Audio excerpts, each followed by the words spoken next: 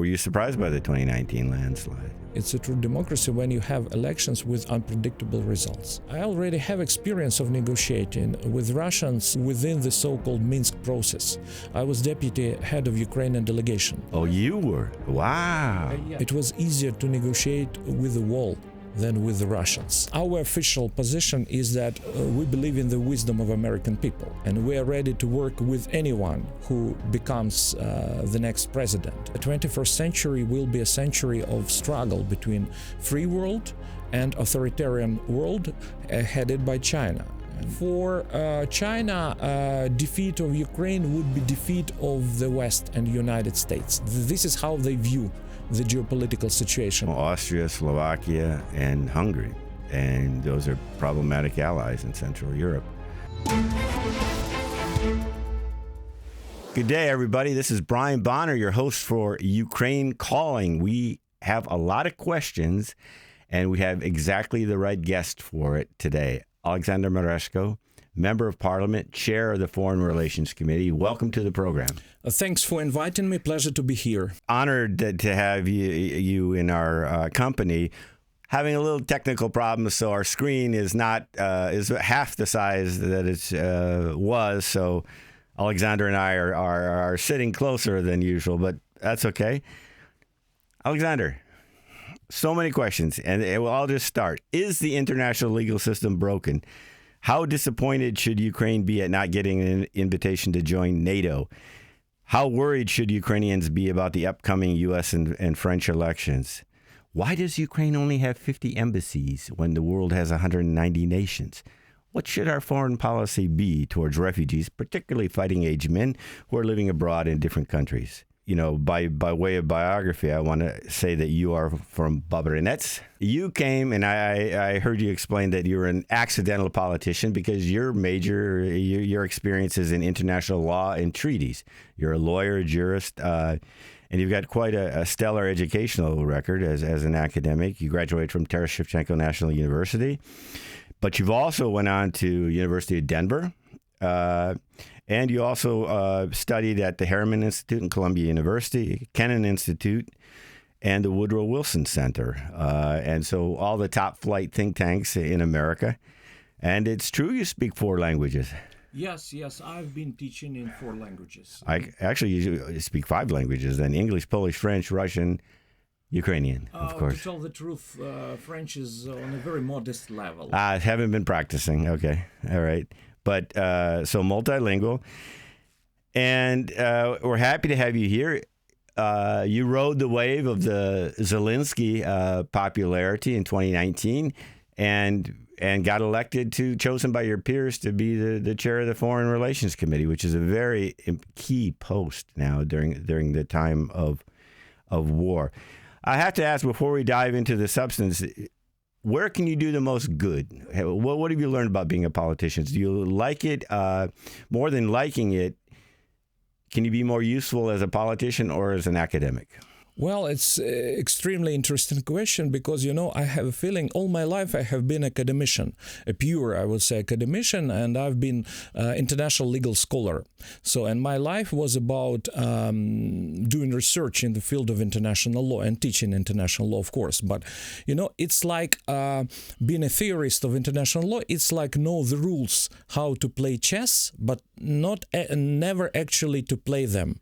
But this thing has changed. And being a politician means to be able to play political games and to apply the rules of international law. So to me, it's a unique experience in terms of getting material and experience which I hopefully later on in my life and career I'll be using when go back to international legal science. So it's a unique experience, for instance, international organizations. I've been teaching a course on international organizations, but I have never been directly involved and I have never seen it from inside, like, for example, Council of Europe. How it works, or Interparliamentary Union and other interparliamentary organizations. United Nations, maybe. Well, I think you're stuck with being a politician because as long as the full-scale war goes on, as you know, we're not going to have elections justifiably. I know you've explained that, and I agree that we can't have that. but that sort of makes you a politician with no end date. Unless you resign. You're going to stay with it? Yes. You know, on the one hand, to be a politician is very interesting and unique life experience. On the other hand, it's something very different from the way of life which I had before and which I miss, honestly. But at the same time, it's also a unique opportunity to try to change something. And especially now in this crucial period of time, I want honestly to be helpful to my country, to my people, and at least I'm trying to do whatever I can to defend Ukraine's interests in this field of interparliamentary communication. Now let's go with some potential political trouble spots. How worried are you about the U.S. election in November? Our official position is that we believe in the wisdom of American people, and we are ready to work with anyone who becomes the next president, either Biden or Trump. And for us, what really matters, we call it bipartisan support. And we see that among Republicans, majority of Republicans, they're supporters of, and very active. Some of them are really active supporters of Ukraine. Democrats, most of them are also our friends.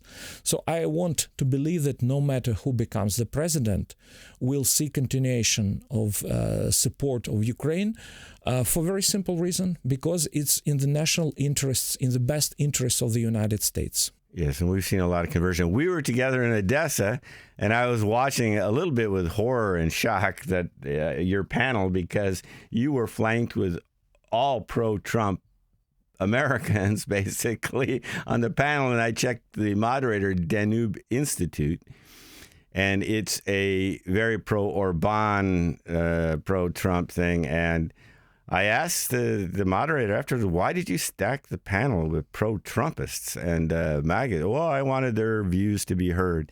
And it was a surprise. I thought there'd be at least one Biden there. But you handled it well. You said that it's institutions that matter.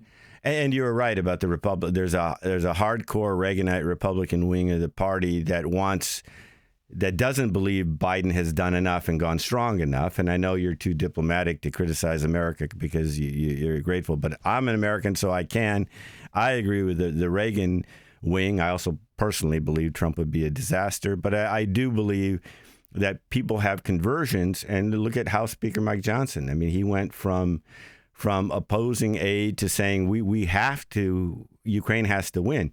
Same thing with Emmanuel Macron. Yes, yeah, absolutely. I think that on our part, it would be a smart policy to have dialogue with even, let me put it this way, Ukraine skeptics in the United States. Because what is interesting and good about Americans that if you have such a dialogue, you can persuade them. If you put forward persuasive enough arguments, there is a chance that you can bring them on your side. It raises questions. How do we deal with troublesome countries that are important, like China, like Hungary, like Austria, like Slovakia under Fico?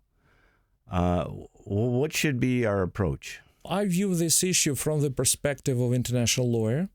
I think that there is only one thing which can unite all these countries you mentioned and their interests, which is international law. We just should play by the rules established long ago. And it's important because the war of aggression is a flagrant violation of such rules. And each country should be interested. It's even not only moral, it's legal obligation of each country to support and to render help to the victim of the aggression.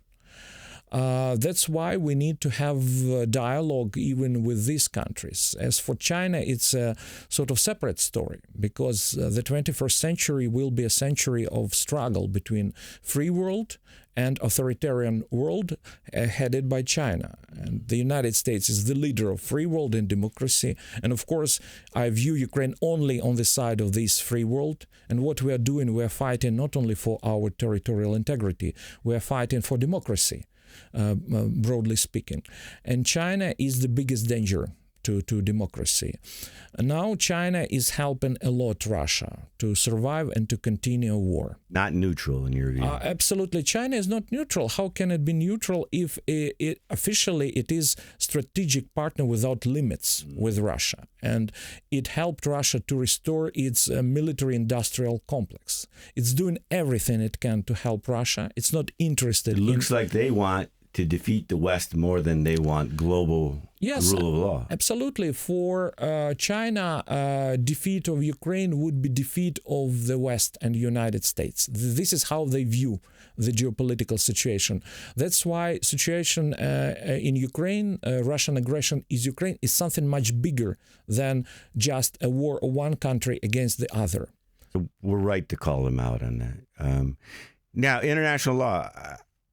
Okay, you're the scholar, but I see the international legal institutions as broken because they are unable to prevent war in any shape or fashion. And we have yet to see whether they are capable of punishing war crimes. We don't know that yet. And Ukraine is going to be a big test case on this issue.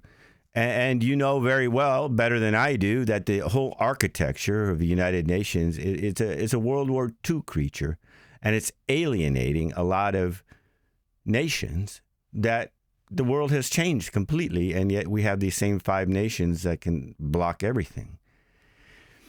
So I wanted to let's talk about the latest news and how that applies to what I just said. As you know, the European Court of Human Rights has ruled that Russia violated human rights, committed war crimes during 10 years of occupation in Crimea. Have you? What did you think of the findings? Have you read them? Were you involved in their work? I was not involved, but I'm familiar with this decision.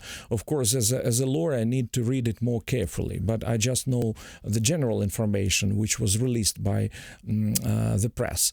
It's a victory for international law, and it creates a very powerful argument in support of Ukraine. But of course, you know, the problem with international law is the problem of its implementation. For example, we might have a decision of the ICJ, International Court of Justice, or arrest warrants of the International Criminal Court, or decision of the European Court of Human Rights. But the key question is how to get it implemented. And this is the problem, because so far international law, it's a very peculiar system, legal system. It's based on self-help principle. But at the same time, it also relies on legal culture of different countries. And of course, if we take Russia, it's a country which doesn't respect international law, even though it makes references. It tries to hide its aggression. It doesn't respect any law. But, yeah, exactly. I mean, it seems broken, and you're right. I mean, individual nations just opt out. Like, you know, Russia doesn't respect the International Criminal Court. Russia doesn't respect the International Justice or the European Court of Human Rights. They just said, okay, we're taking our ball and going home. Is it even possible to have an international enforcement mechanism, or is that just too far off into the future to think about? It is possible. Interestingly enough, a good example of how it should be done, we can find in such a document as the League of Nations Covenant. There is an article about aggressive war, what should be done in such cases, and the answer is very simple: total isolation of the aggressor. Automatic, yes, to sever even private ties. Mm-hmm. You know, unfortunately, Russia remains not completely isolated economically and politically. They get their friends. Yes, and even diplomatically. But ideally, to implement international law against the aggressor, it would be to sever all. At least the West should sever all the contacts with the aggressor, including economic ties. But unfortunately, some Western countries continue to buy Russian gas. Austria, I'll name them if you want. Austria, Slovakia, and Hungary. And those are problematic allies in Central Europe. You've talked that Russia's an illegitimate member of the United Nations. That brings a lot of, and I know we talked about, I think we both read John Bolton's book. Some people just want to just remake the United Nations from the ground up. Are you in that camp? To be more specific, with some hesitation, but I'm in that camp for a very simple reason, because the whole geopolitical situation has dramatically changed. To give you an example, among permanent members of Security Council, there is no such countries as India, the biggest country, the biggest democracy. There is no African state. And Security Council was constructed many, many years ago as a result of the Second World War. But since that time, global politics has changed dramatically. Populations, politics. This might be a good segue into your, bringing back a little bit. I was surprised. I mean, I had Ambassador at Large Oleksandr Merezhko here on the program. Surprised that we have embassies only in 50 or so nations out of 190. And the war has shown us that where our weak spots are in the global south. Is it important to have diplomatic missions everywhere in the world? And you know as well as I do, when it comes to budget during the war, the defense ministry gets the money, and diplomacy often gets the short shrift, not just in Ukraine, but also in America, the State Department, compared to the budget. Is this a priority for you? Is it important to have diplomatic representation in almost all countries? It is a priority. If we take the UN, there are 193 member states. So ideally, it would be great to have in each of these countries, except for the aggressor state and its allies, of course, our representation, our diplomatic mission. But so far we can afford to have 50. But what we are doing, we are trying to enlarge. For instance, in Africa, recently we have opened, and Ukraine has opened and planning to open more embassies. Some ambassadors, they perform simultaneously their functions in a number of states. For instance, an ambassador to the South African Republic, she is also simultaneously ambassador at around a dozen of other African states, which is a huge burden, I understand, but we're trying to create more new embassies. But at the same time, we're limited in terms of budget, and additionally, a crucial factor in such decisions to open or not to open embassy in a particular country is whether we have strong ties, economic connections, because there are some distant countries with which we don't have we don't have intensive kind of connections.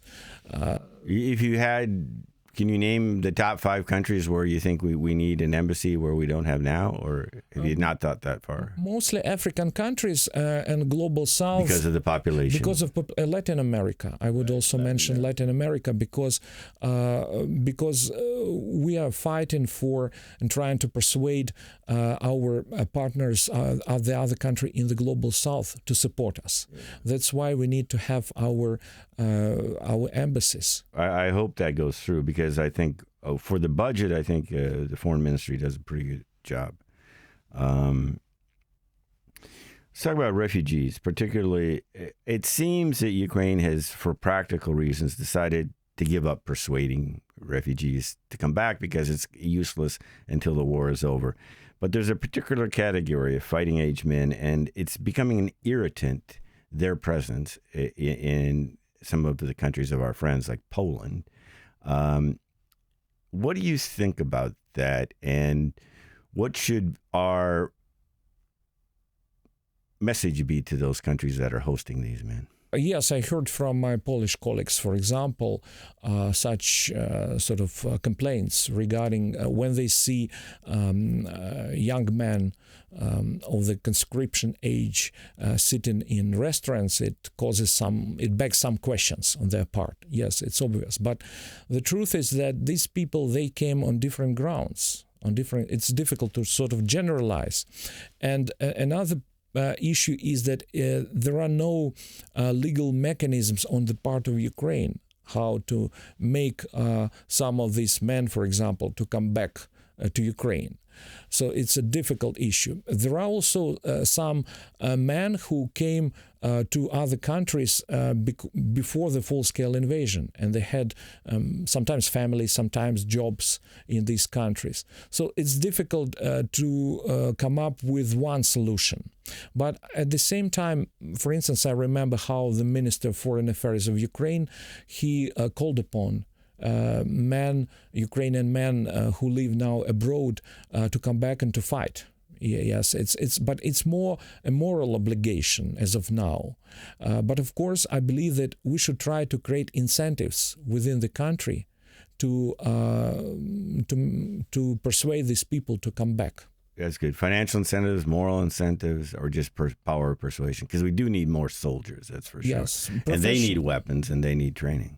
For example, professional incentives. If a person comes back and fights, defends the motherland, Ukraine, he should have better prospects in terms of finding a job in Ukraine, and we should take it into consideration. Veterans' rights. Exactly. I've heard you say, and I agree with you, that we made a lot of progress in fighting corruption and bringing anti-corruption infrastructure. I'll stipulate that. This country is nothing like it was under Yanukovych time. That's for sure. Much better.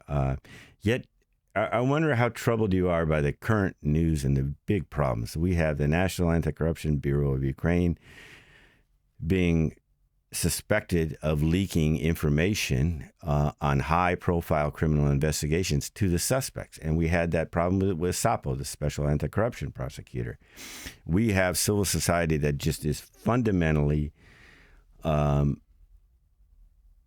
in arms about, well, that's probably the wrong word, but fundamentally opposed to the presence of Oleksandr Merezhko as deputy head of the presidential administration, saying we're not going to get rule of law as long as that man is in the presidential administration. Because as we know, he was under investigation. That investigation went nowhere. We have reports of surveillance of journalists. We have reports of investigative journalists after their exposés are being threatened with mobilization. Are you paying attention to that, and what's your assessment? Yes, absolutely. Me and my colleagues, as members of the parliament, as members of our faction, we pay very close attention. And believe me, we discuss, sometimes very harshly, all these cases. And of course, we're interested in having a good image of Ukraine, because on this image, as a country which is conducting two battles against Russia and against corruption, which is our biggest internal enemy. On the outcome of this battle depends whether we'll be perceived by our partners and allies as trustworthy partner, and whether they will continue to provide us military aid. That's why it's a matter of our survival, the struggle against corruption. But to me, the best sign, the best indicator of success or not success in the fight of corruption is the fact that no one is immune from being brought to justice because of corruption. We have examples when members of parliament were brought to justice. But who's been convicted in a high-profile case? So far, I don't have such information. I'm familiar with investigations which are going on. I know. That's one of our problems, though, too. Investigations dribble on for years and then go nowhere. Oleksandr Merezhko, former deputy, is a case in point. Roman Nasirov, the former tax guy chief, is another. You can go. Igor Kolomoisky. We're still picking a Supreme Court. We're still picking a constitutional court. And by the way, Volk, the head of the disbanded Kyiv Administration Court, we're picking a new court there. We are not even halfway on the journey. Would you agree in establishing rule of law? We need to continue to work in this direction. Definitely, I agree with that. And we need to raise the level and trust towards our court system. This is a key. Which is among the lowest in terms of public trust of any institution. Unfortunately, to tell you the truth, I lived in the United States for some time, and to me, the object of my admiration has always been your court system, and I would like to see something like that in Ukraine. It is good. I understand it, and it's good, but we have our own problems right now with the Supreme Court, if you know, right? If you've been following, and I know you follow the news. But it is frustrating. I mean, and I watched this with different administrations. I mean, basically we still have unreformed General Prosecutor's Office, unreformed SBU, unreformed a lot. I mean, would you be, I know you're an ally and you're in the president's party and I understand your allegiances, but would you be willing to say, Mr. President, you got to let Tatarov go because he's just too much of an albatross around our neck? First of all, I trust the president, and I'm trying to remain a loyal member of our team. I believe in teamwork. I'm a team player. And I proceed from the presumption that it is up to the president to decide with whom it is comfortable to work with. Okay, so you're not going to break on that issue? No. Personally, no, I'm not going. But at the same time, it's not within my sort of competence. We have special committee dealing with law enforcement and anti-corruption. Right. So I trust their point of view because they're specialists. Right. Yeah, they're not happy either.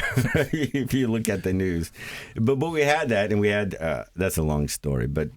I remembered Poroshenko, Yatsenuk, he'd say, that's not my job, man. That's the president's job. And the president would say, that's not my job, man. That's the prime minister's job. And it would go back and forth like that until, as you know, they completely lost the support of the Ukrainian public, which is not stupid, which is quite smart about who's bringing. You weren't surprised. Were you surprised by the 2019 landslide? Or you saw it coming? I was surprised. You see, to me, it was, again, a sign of democracy because we couldn't predict who would win. And I think that I'm happy that the elections were not rigged. I think Ukrainians won't tolerate that, right? They showed that during the absolutely 2-3 revolutions. Well, exactly. And the reason the first one's not about the election. Yeah. The second one was. Well, the third one was largely about monopolization of power under Yanukovych. It's a true democracy. It's a true democracy when you have elections with unpredictable results. Are we going to win this war? Strategically, we have already won. I can explain why. Because as soon as Russian troops were defeated next to Kiev, it meant the beginning of the end of Putin's regime. And now it's only a question of time because we managed to preserve our statehood. And we kept our capital, Kiev. So now we're talking about 20% of our territory being occupied. And we're trying to liberate this 20%. But strategically, in the long term, I believe that we have already won. And sooner or later, we'll manage, I don't know how long it will take, but in the final analysis, we'll manage to liberate the whole territory of Ukraine. We'll have to become a big Israel to do that. Right. Yes, perhaps. And we need to continue to have strong will for survival and defense, to have a very high morale, which luckily we still have. And yes, there is a lot of things which we can learn from Israel, from its experience. Right. So you're firmly in the camp of no negotiations with Russia. Because you heard Lavrov say the other day, we're not even going to talk until they agree to give up their territory. I already have experience of negotiating with Russians within the so-called Minsk process. I was deputy head of Ukrainian delegation.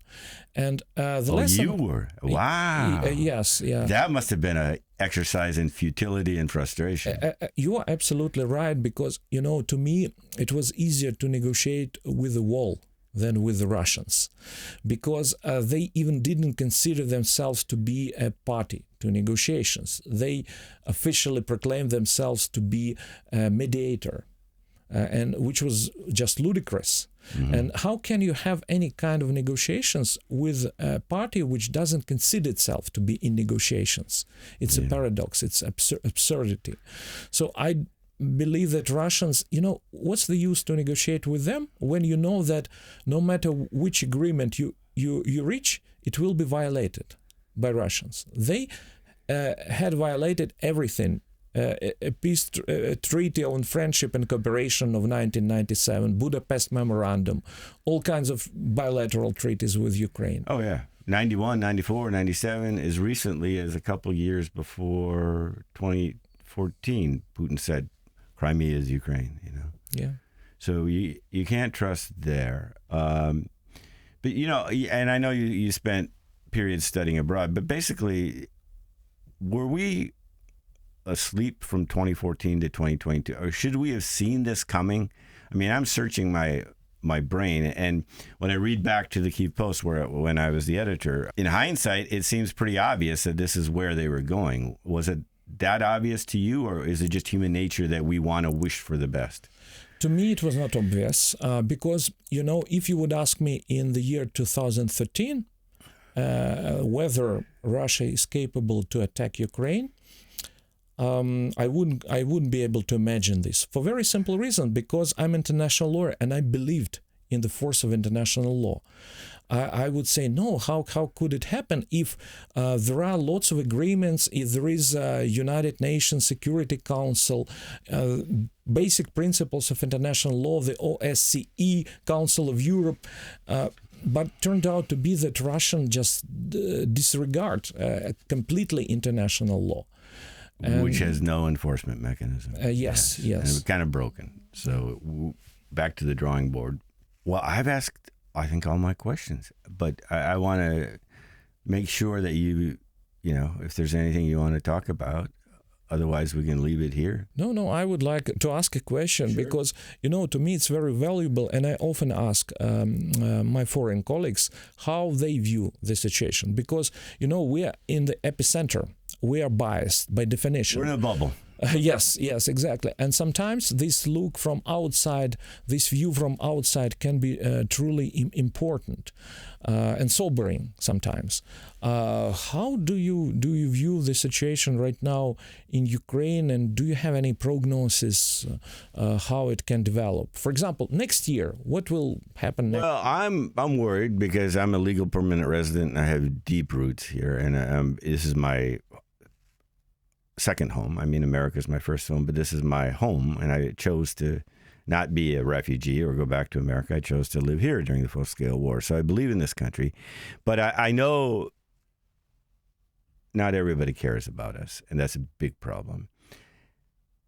And another thing is there's so many violent spots in the world that aren't even getting attention. We're talking about the Middle East. We're talking about the Uyghurs in China. We're talking about Africa, we're talking about Syria, Darfur in Sudan. So seems a lot of hatred in this world, and I don't think we've really figured that out. The world is heading for multi-trillion-dollar increases in defense spending, and that makes me sad because, well, I agree with it because evil needs to be confronted. That money could go to education, roads, healthcare, everything. And it's not going to go there. And we have to innovate our way out. And I know that we were, at the Kyiv Post, we were strong in corruption, not because we were trying to, run down Ukraine, but because we believe, and I know you believe, and Joe Biden believes, and Tony Blinken believes that corruption weakens the nation. And you can make the case that corruption weakened us in Ukraine to the point where it made this invasion more likely and more successful than it would have otherwise. So I really want to see that fight be won, and it needs to be won. And I just hope to see that we get that going. I also am the camp that believes Biden is I will vote for him. I'm a Democrat. I usually vote for Democrats, although I like John McCain and Mitt Romney and other people. We need to go further. The West plus Ukraine equals victory. Exactly. No question about it. We are so much stronger united against Russia, you can put Russia, China, North Korea, Iran together. They can't touch us if we are united behind Ukraine. I completely agree with you. I can recall this famous phrase, united we win. Yes, and if we are separated, we fall. So that's why we should keep being united. Okay. Any more interview questions? I like being interviewed. Actually, what would be your advice to Ukraine? How to work with American audience? What arguments, how can we persuade them to be more supportive of Ukraine? Yeah, I think it's happening. Activate diaspora. I know Oksana Makarova for more than a decade, even before she was finance minister. And I hope that Ukraine gets its diplomacy going because it can't just be inside the Beltway. It has to be, in Chicago and Indiana and different states. And I know I come from Minnesota, and there's a small but very dynamic diaspora there. So you do that. And we need to, constant education process because, as you know, a lot of Americans have not traveled abroad, and they still lump Ukraine and Russia together. So I think we're making progress on that thing, and that was like it took a war for people to understand that these are really separate countries with really separate ambitions and separate paths and separate tracks, and one is on the track we want to be allies with, and one is something that we want to go back to Kennan and containment and isolation, and okay, live in your world, but you're not going to live in ours. That's what I think. And I see evidence of that. I think the best evidence is that, America's politics is 50-50. But on the issue of Ukraine, it's bipartisan and a clear majority. Now that majority fluctuates, but there's still a clear majority. Because why? Because Americans know right from wrong. Now, I know people who say, I don't care about Ukraine. Okay, well, you don't care about Ukraine. But even those people, you have a diplomatic opportunity, because if Ukraine loses, people are starting to wake up like, okay, well, that's going to have some serious consequences, because it means the authoritarians are emboldened, and where are they going to strike next? And you guys are making those arguments, and you guys have very untraditional, I think, non-traditional to reach people who aren't into politics. When you say international rules-based order, that bores a lot of people to tears. And I think Ukraine has the cultural strengths, the historic strengths, the authors, the thinkers, the entertainers to make a dent in a country which is really unbelievably split down the middle in terms of politics. That's what I think. Yes, thank you. But I think, it's a good play. It was a great discussion. I'm glad you're in the studio, Oleksandr Merezhko. I wish you success in your various roles, especially as the head of the Foreign Policy Committee for the Verkhovna Rada. And let's hope we can talk again after the victory. Yes, absolutely. And the sooner the better. The sooner the better. I'm all for that. It's been a great discussion. I want to thank all of you for listening and tuning in. You can find us on YouTube, Ukraine Calling. You can find us on the Hromadske radio website. And you can find us wherever you get your podcasts, listen in the car, wherever you are. And we'll be back again next week with another great guest and another great episode. Thank you so much.